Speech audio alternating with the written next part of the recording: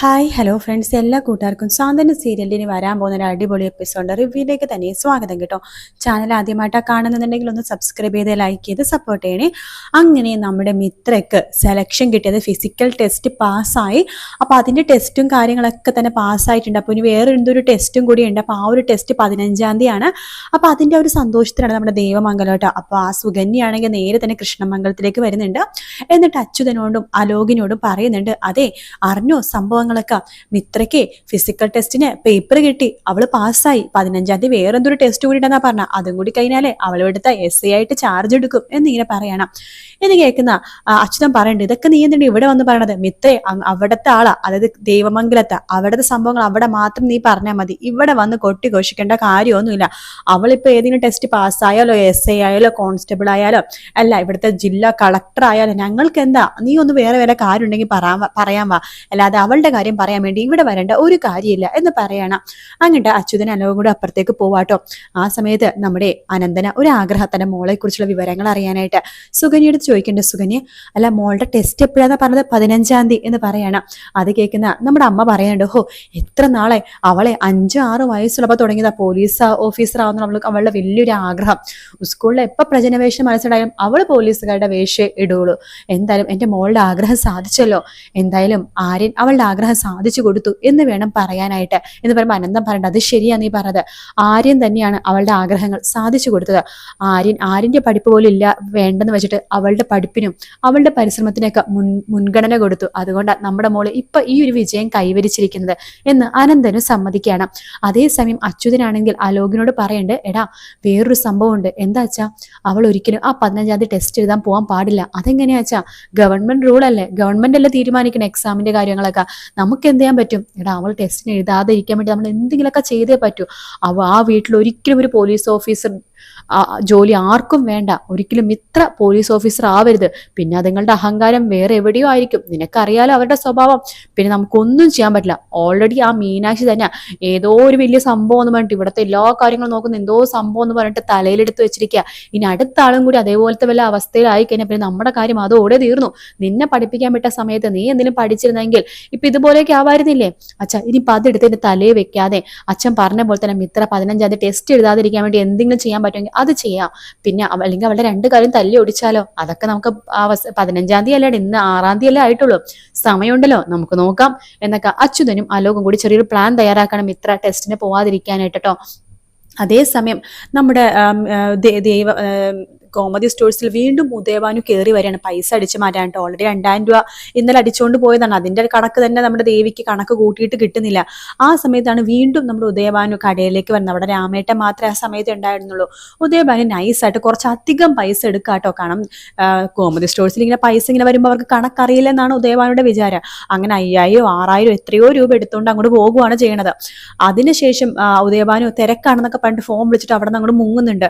ബാലൻ വന്ന് നോക്കുമ്പോൾ കാണുന്ന കാഴ്ച എന്ന് പറഞ്ഞാൽ നമ്മുടെ ധർമ്മൻ എന്തോ ഓട്ടോ കാശ് വണ്ടിക്കാശോ എന്തോ ആ ഷെൽഫിൽ നിന്ന് എടുക്കുന്നുണ്ട്. അപ്പൊ ബാലൻ ചോദിക്കണ്ടേ, നീ എന്താണ് ഷെൽഫിൽ നിന്ന് എടുക്കണത്?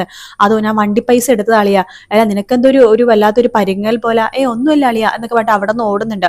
അതിനുശേഷം രാത്രി നമ്മുടെ ധർമ്മൻ ആ ഒരു വലിയ വിലമതിപ്പുള്ള ഒരു ഗിഫ്റ്റ് സുകന്യക്ക് കൊടുക്കാൻ വേണ്ടി കൊണ്ടുവരുവാണ്. അങ്ങനെ കൊണ്ടുവരുന്ന സമയത്ത് നമ്മുടെ സുകന്യക്ക് കൊടുക്കുന്നുണ്ട്. സുകന്യ ചോദിക്കുന്നുണ്ട്, ഇത് നല്ല വിലയുള്ള വാച്ചാണല്ലോ ധർമ്മേട്ടാ. അതെ, നീയല്ലേ പറഞ്ഞ വിലയുള്ള വാച്ച് വേണമെന്ന്, അതുകൊണ്ട് വിലയുള്ള വാച്ചാണ് നിനക്ക് വാങ്ങിച്ചു, സൂപ്പർ ആയിട്ടുണ്ട് എന്ന് പറയണം. നമ്മുടെ ദേവിയാണെങ്കിൽ കണക്ക് കൂട്ടിക്കൊണ്ടേ ഇരിക്കുക കേട്ടോ. ബാലൻ ചോദിക്കണ്ടേ, എന്താ മോളെ ഇന്നും കണക്ക് നിനക്ക് കൂട്ടി ശരിയാവുന്നില്ലേ എന്ന് ചോദിക്കുകയാണ്. ഇല്ല ബാലച്ച, ഇന്നലെ 2000 രൂപയുടെ മിസ്റ്റേക്കാണ് ഉണ്ടായിരുന്നത് അല്ലേ, 2000 രൂപ കുറവായിരുന്നു. അത് പിന്നെ ബാലച്ച വിടാൻ പറഞ്ഞിട്ട് പിന്നെ ഞാൻ അതിനെക്കുറിച്ച് കൂടുതൽ ആലോചിച്ചില്ല. പക്ഷെ ഇന്ന് 5000 രൂപയുടെ കുറവാ വന്നിരിക്കുന്നത്. 5000 രൂപയുടെ കുറവോ? അതേ ബാലച്ച, ഇന്ന് 5000 രൂപയുടെ കുറവ് വന്നിട്ടുണ്ട് എന്ന് പറയണം. അത് കേൾക്കുമ്പോഴേക്കും നമ്മുടെ ബാലൻ, ഈശ്വര ഇന്നലെ 2000, ഇത് 5000, നാളെ 10000 ആവും. എന്നാലും ഈ പൈസ ഇത് എങ്ങനെയാ പോണത്? ഗോമതി സ്റ്റോഴ്സിന്റെ ചരിത്രത്തിൽ ഇതുവരെ 1 രൂപ പോലും കുറഞ്ഞിട്ടില്ല. ഇതിപ്പോ അങ്ങനെയല്ല, ഇന്നലെ 2, ഇന്ന് 5, ഇതിങ്ങനെ പോയി കഴിഞ്ഞാൽ ശരിയാവില്ല മോളെ കണക്കൊന്നും കാണിച്ചേ എന്ന് പറഞ്ഞിട്ട് ബാലൻ ആ കണക്ക് നോക്കുമ്പോ ശരിയാണ്, 5000 രൂപയുടെ കുറവുണ്ട്. ഇതെങ്ങനെ പോയി ഇങ്ങനെ ആലോചിക്കാണ് ബാലൻ. ആ സമയത്താണ് ബാലൻ ഒരു കാരണം ധർമ്മൻ എന്തോ ഷെൽഫിൽ നിന്ന് പൈസ എടുക്കുന്നത് കണ്ടല്ലോ. അപ്പൊ വണ്ടി പൈസയാണെന്ന് പറഞ്ഞു, പക്ഷെ എത്ര രൂപയെന്ന് നമ്മുടെ ബാലനും അറിയില്ല. ആ സമയത്താണ് നമ്മുടെ സുകന്യ വാച്ചായിട്ട് എല്ലാരെയും കാണിക്കാൻ വേണ്ടി എന്തേ നോക്കിയേ, ധർമ്മേട്ടൻ എനിക്ക് വില മതിപ്പുള്ളൊരു വാച്ച് തന്നോ, വില കൂടിയൊരു വാച്ച് എനിക്ക് ഗിഫ്റ്റ് ചെയ്തെന്ന് പറഞ്ഞിട്ട് എല്ലാവർക്കും ഇങ്ങനെ കാണിച്ചു കൊടുക്കാണ്. ബാലൻ ആ വാച്ച് ഇങ്ങനെ നോക്കുന്നുണ്ട്. നോക്കട്ടെ, കൊള്ളാലോ, ആഹാ ഇത് നല്ല വിലയുള്ള വാച്ചാണല്ലോ. എടാ ധർമ്മ, ഇത് ഭയങ്കര വിലയായിട്ടുണ്ടാവുമല്ലോടാ എന്ന് ചോദിക്കുമ്പോഴേക്കും ആ അതെ, കുറച്ച് വിലയാളിയാ എന്ന് പറയാണ്. ബാലൻ ചെറിയൊരു സംശയം ധർമ്മന് ഉണ്ടെന്ന് തോന്നുന്നു കേട്ടോ. അങ്ങനെ ബാലൻ പറയണ്ട, എന്തായാലും വാച്ചൊക്കെ കൊള്ളാം, ഞാൻ അതല്ല ആലോചിക്കണത്, കടയിൽ നിന്ന് നല്ല 2000 രൂപ മോഷണം പോയി, ദേ ഇന്ന് 5000 രൂപ മോഷണം പോയിരിക്കുന്നു. ഇങ്ങനെ പോയാൽ ശരിയാവില്ലല്ലോ, അതുകൊണ്ടേ ഇതങ്ങനെ വിട്ടാൽ ശരിയാവില്ല. ധർമ്മ, ഈ വാച്ചിന് എത്ര രൂപ ആയടാ എന്ന് ചോദിക്കുകയാണ്. അതേക്കും ധർമ്മൻ എന്തോ പോലെ തോന്നും കേട്ടോ. ആരെയും പറയണ്ട, അച്ഛൻ എന്തായി ചോദിക്കുന്നത്? അല്ല, എത്ര രൂപയും ചോദിച്ചാൽ ഇനിയിപ്പോ എന്ന് പറയുമ്പോഴേക്കും വേണ്ട അളിയ, എനിക്ക് മനസ്സിലായി, ഞാൻ അളിയന്റെ ഗോമതി സ്റ്റോഴ്സിലെ പൈസ എടുത്തിട്ട് വാച്ച് മേടിച്ചു എന്നാണ് അളിയന്റെ വിചാരം, ഒരിക്കലും ഇല്ല അളിയ എന്ന് പറയാണ്. എടാ, ഞാൻ അങ്ങനെ ഉദ്ദേശിച്ച് പറഞ്ഞതല്ല, അല്ല എനിക്ക് മനസ്സിലായി, ഞാൻ മോഷ്ടിച്ചു എന്നായിരിക്കും അളിയൻ ഉദ്ദേശിക്കുന്നതല്ലേ. മതി അളിയ, ഇനി ഒന്നും പറയണ്ട എന്ന് പറഞ്ഞിട്ട് ധർമ്മം വളരെ വിഷമത്തിൽ അകത്തേക്ക് കയറിപ്പോവാണ്. പിന്നെ അതിൽ പിടിച്ചു കയറുമല്ലോ സുകന്യ. ആ ഒരു അവസരം മുതലെടുത്ത് നമ്മുടെ ധർമ്മനെ കൃഷ്ണമംഗലത്ത് കൊണ്ടുപോകാൻ വേണ്ടിയിട്ടാണ് സുകന്യ നോക്കണത്. സുകന്യ റൂമിൽ പോയിട്ട് പറഞ്ഞിട്ട്, ധർമ്മേട്ട ഇത് ഭയങ്കര മോശമായി, വളരെ മോശമായി, ധർമ്മേട്ടനെ കള്ളനാക്കി ബാലേട്ടൻ, ശ്രദ്ധിച്ചില്ല ധർമ്മേട്ടൻ എന്നൊക്കെ പറയണം.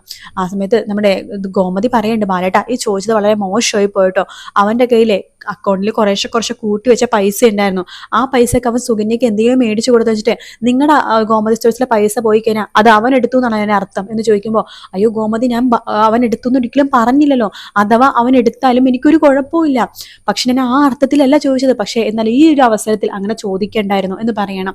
ദേവി പറയണ്ടേ, ഷോ ഇനിയിപ്പോ എന്താ ചെയ്യാ ബാലച്ചൻ അങ്ങനത്തെ ഉദ്ദേശിച്ച് ചോദിച്ചത് എനിക്ക് മനസ്സിലായി, പക്ഷെ ആ ധർമ്മമാമൻ അത് തെറ്റിദ്ധരിച്ചു എന്ന് പറയണം. അങ്ങനെ ധർമ്മൻ ആ ഒരു വിഷമത്തിൽ സുകന്യനെയും കൂട്ടിക്കൊണ്ട് വീട് വിട്ട് ഇറങ്ങാട്ടെ, തന്നെ ഒരു കള്ളനായിട്ട് കണ്ടല്ലോ, അതുകൊണ്ട് കള്ളനായിട്ട് കാണുന്ന വീട്ടിൽ നിൽക്കണ്ടെന്ന് വിചാരിച്ചു നമ്മുടെ ധർമ്മൻ ആ വീട് വിട്ട് ഇറങ്ങാണ് ചെയ്യുന്നത്.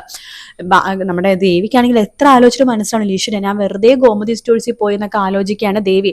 രാത്രി ആനന്ദ് വരുമ്പോഴേക്കും ദേവിനാണ് കുറ്റപ്പെടുത്തുന്നത്, അതിൽ സത്യം പറയേ, ആ 2000 ഇപ്പൊ കാണാതെ പോയ 5000 ഒക്കെ നീ എല്ലടി മോഷ്ടിച്ചത്, എന്നിട്ട് ധർമ്മമാമന്റെ തലയിൽ ഇട്ടിച്ചിട്ട്, ഇടി കള്ളി പെരും കള്ളി, നീ ആ പൈസ മോഷ്ടിച്ചിട്ട് ധർമ്മമാമന് വിടുന്ന് പറഞ്ഞിട്ടപ്പോ നിനക്ക് സമാധാനമായാലോടി എന്നൊക്കെ പറഞ്ഞിട്ട് നീ ആ ഗോമതി സ്റ്റോഴ്സിൽ കാലെടുത്ത് വെച്ചോ, അപ്പ ഗോമതി സ്റ്റോഴ്സും മുടിച്ചു കളഞ്ഞു, ഇവിടുത്തെ ധർമ്മമാമനെ ഇവിടെ നിന്ന് ഓടിച്ചു, നിനക്ക് നാണുമില്ലേടി, ഇറങ്ങി പോടി ഇവിടെ നിന്നൊക്കെ ആനന്ദും വഴക്ക് പറയാട്ടോ. പിറ്റേ ദിവസം നമ്മുടെ ദേവിയാണെങ്കിൽ കടയിൽ വന്നിരിക്കുന്ന സമയത്ത് ഇങ്ങനെ ആലോചിക്കണം, ഈശ്വരൻ എന്നാൽ ആ പൈസ എവിടെ പോയി, ആരാണാവോ ആ പൈസ എടുത്തത് എന്നൊക്കെ പറയുമ്പോൾ അപ്പോഴാണ് എൻ്റെ അമ്മയുടെ രാമേട്ടന് ഒരു സംശയം തോന്നുന്നത്. കഴിഞ്ഞ ദിവസം 2000 രൂപ കളവ് പോയപ്പോഴും ഉദയഭാനു അവിടെ ഉണ്ടായിരുന്നു, ഇപ്പൊ 5000 രൂപ കളവ് പോയ സമയത്തും ഉദയഭാനു വന്നിരുന്നു. ആകെ പൈസ കളവ് പോയെന്ന് പറഞ്ഞ സമയത്തെല്ലാം തന്നെ വന്നിരുന്നത് ഉദയഭാനു മാത്രമാണ്. പക്ഷെ ഉദയഭാനു ഒരിക്കലും അങ്ങനെ ചെയ്യില്ല. ഇനി എങ്ങാനും ചിലപ്പോ കയ്യിൽ ക്രെഡിറ്റ് കാർഡ് ഡെബിറ്റ് കാർഡിലൊക്കെ ആണല്ലോ പൈസ, അപ്പൊ കയ്യിൽ പൈസ ഇല്ലാണ്ട് എങ്ങാനും എടുത്തതാണെങ്കിലോ എന്നിട്ട് നമ്മുടെ രാമേട്ടൻ ആ ഒരു സംശയം നമ്മുടെ ദേവിയെടുത്ത് പറയുന്നുണ്ട്, മോളെ ഇന്നലെ അച്ഛൻ ഇവിടെ വന്നിരുന്നു കേട്ടോ എന്ന് പറയാണ്. അത് കേൾക്കുമ്പോൾ ദേവിക്ക് കാര്യം മനസ്സിലായി, വേറെ ആരുമല്ല കള്ളൻ, തന്റെ അച്ഛനാണെന്ന്. അതുകൊണ്ട് തന്നെ ഇനി നമ്മുടെ ഉദയഭാനുവിനെ കൂട്ടിക്കൊണ്ട് നമ്മുടെ ദേവി ഒരു വരവുണ്ട് ദേവമംഗലത്തേക്ക്. ശരിക്കുള്ള കള്ളൻ, അതായത് അച്ഛൻ ചേഞ്ച് ഇല്ലാണ്ടായിട്ട് എടുത്തെന്നൊക്കെയാണ് ദേവി പറയുള്ളൂ. പക്ഷെ എന്നാലും നമ്മുടെ ദേവി തന്നെ ഈ സത്യങ്ങളൊക്കെ തെളിയിച്ച് ധർമ്മനെയും ഭാര്യ സുകന്യനെയും തിരിച്ച് ദേവമംഗലത്തേക്ക് കൊണ്ടുവരാൻ പോകുന്ന ഭാഗമാണ് നമ്മൾ ഇനി കാണാൻ വേണ്ടി പോകുന്നത് കേട്ടോ. വീഡിയോ ഇഷ്ടപ്പെട്ടാൽ ലൈക്ക് ചെയ്യുക, സബ്സ്ക്രൈബ് ചെയ്യുക, കമന്റ് ചെയ്യുക. മറ്റൊരു വീഡിയോ കാണാം. Take care, bye bye.